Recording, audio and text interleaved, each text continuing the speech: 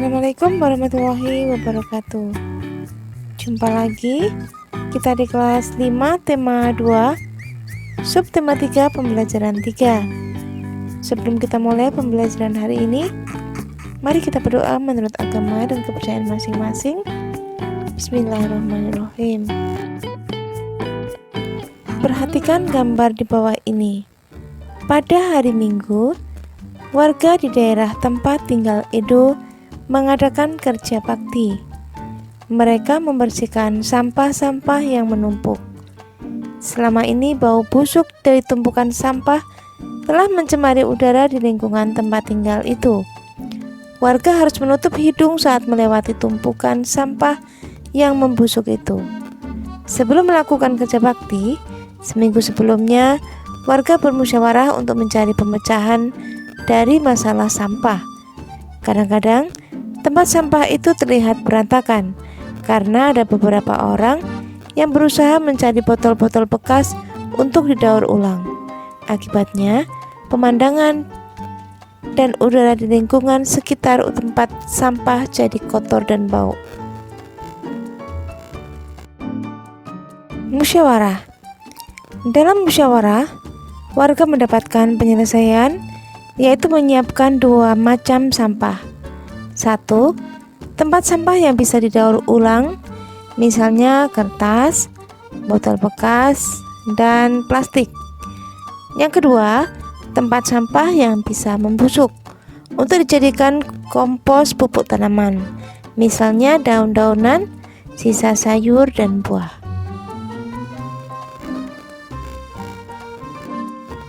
Dalam kegiatan bermusyawarah dan kerja bakti itu, seluruh warga ikut berperan serta. Keikutsertaan warga dalam bermusyawarah dan kerja bakti merupakan salah satu bentuk tanggung jawab warga dalam menjaga kebersihan lingkungan.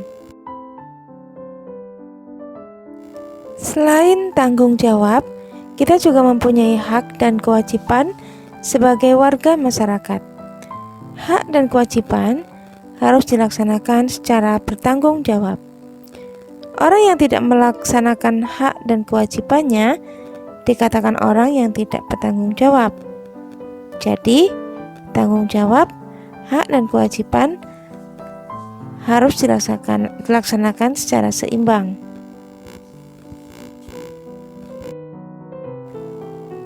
Bagaimana perbedaan tanggung jawab, hak dan kewajiban?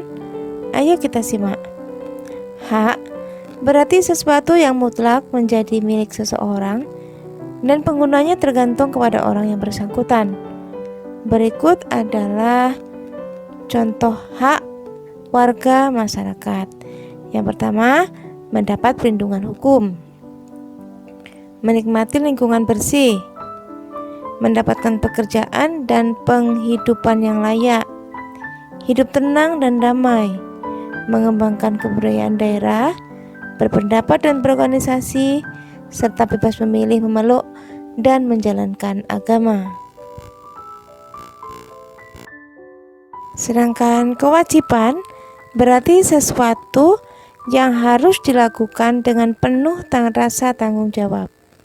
Berikut adalah tanggung jawab warga masyarakat. 1. Menjaga ketenangan dan ketertiban lingkungan masyarakat, membantu tetangga yang terkena musibah, mematuhi aturan atau norma yang berlaku dalam masyarakat, mengikuti kegiatan yang ada di lingkungan setempat, menjaga kebersihan lingkungan tempat tinggal, menghormati tetangga di lingkungan tempat tinggal.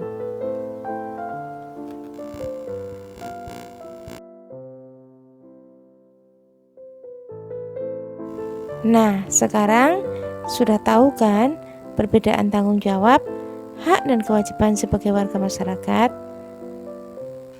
Kita sebagai pelajar juga punya tanggung jawab atas hak dan kewajiban kita. Misalnya, mengerjakan tugas sendiri ya, bukan orang tua yang mengerjakan tugas kita.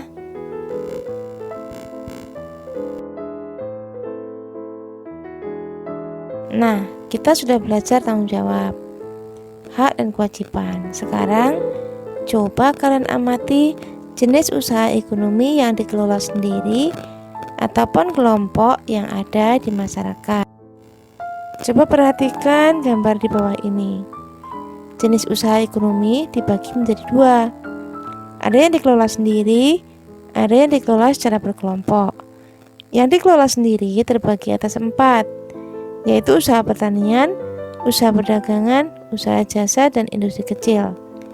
Sedang yang dikelola kelompok terbagi atas 5, yaitu firma, persekutuan komanditer, perseroan terbatas, badan usaha milik negara, dan koperasi. Mari kita simak penjelasan tentang jenis usaha ekonomi yang dikelola sendiri. Usaha yang dikelola sendiri disebut usaha perorangan. Usaha ekonomi ini memiliki modal terbatas dan biasanya dikelola secara sederhana. Apa saja itu? Misalnya, usaha pertanian, usaha perdagangan, usaha jasa, dan industri kecil. Sedangkan usaha ekonomi yang dikelola kelompok, yaitu usaha ekonomi ini dikelola secara bersama, baik modal, pengelolaan, maupun keuntungan. Terbagi atas 5. Yang pertama, usaha firma. Firma adalah usaha ekonomi bersama yang didirikan oleh sekurang-kurangnya 2 sekutu. Usaha berbentuk firma biasa bergerak di bidang layanan konsultasi hukum dan keuangan. Yang kedua, persekutuan komanditer. Persekutuan komanditer atau CV didirikan oleh sekurangnya 2 orang yang menyetorkan modal. Pada CV terdapat 2 jenis sekutu, yaitu sekutu aktif berperan sebagai investor dan pengelola CV. Sekutu pasif berperan sebagai investor tanpa terlibat dalam pengelolaan CV. Yang ketiga adalah perseroan terbatas. Perseroan terbatas atau PT adalah usaha bersama yang modalnya berupa kumpulan saham. Saham diartikan sebagai bukti kepemilikan suatu perusahaan atau penyetoran modal. Setiap saham memiliki nominal tertentu. Pemilik saham mendapatkan keuntungan dari dividen. Yang keempat adalah badan usaha milik negara. Badan usaha milik negara atau BUMN atau perusahaan negara, yaitu sebuah perusahaan yang seluruh atau sebagian modalnya dimiliki oleh negara. BUMN dapat berbentuk perusahaan umum atau perum, atau perseroan terbatas atau PT. BUMN bergerak di bidang usaha yang bersifat strategis atau vital. Di Indonesia, terdapat Badan Usaha Milik Daerah atau BUMD, merupakan perusahaan yang modal dimiliki pemerintah daerah. Tujuan pendirian BUMD sebagai berikut. 1.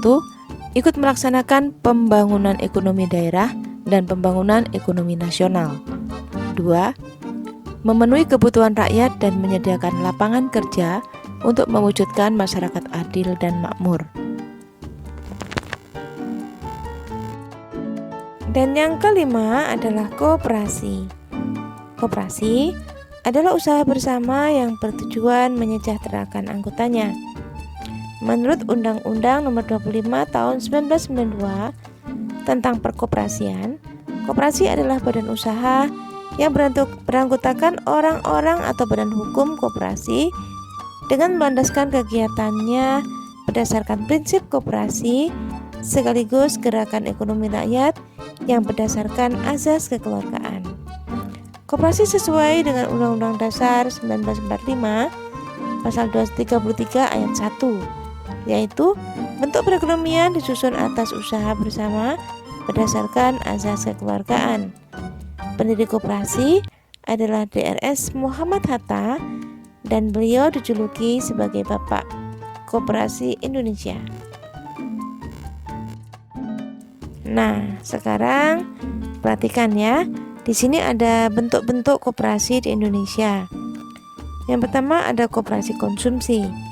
Di Di sini sifatnya melayani anggotanya dengan menyediakan bahan-bahan yang dikonsumsi, ya. Misalnya beras, gula, minyak, dan sabun. Kemudian ada koperasi produksi. Ini sifatnya memproduksi atau menyediakan barang. Misalnya produsen tempe, tahu, batik, atau susu sapi perah. Selanjutnya adalah koperasi simpan pinjam. Misalnya menerima simpanan dari anggota dan bisa dipinjamkan ke anggota lain. Ada yang menyimpan dan boleh dipinjamkan juga ke anggota lain. Kemudian ada koperasi jasa, layanan kepada anggota, misalnya koperasi angkutan. Yang kelima adalah serba usaha.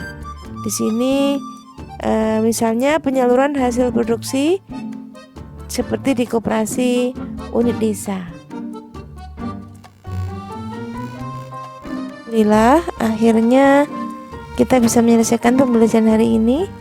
Semoga kalian paham, semoga bermanfaat, dan mohon maaf jika ada salah-salah kata. Wassalamualaikum warahmatullahi wabarakatuh, dan kita akan jumpa lagi di pembelajaran 4.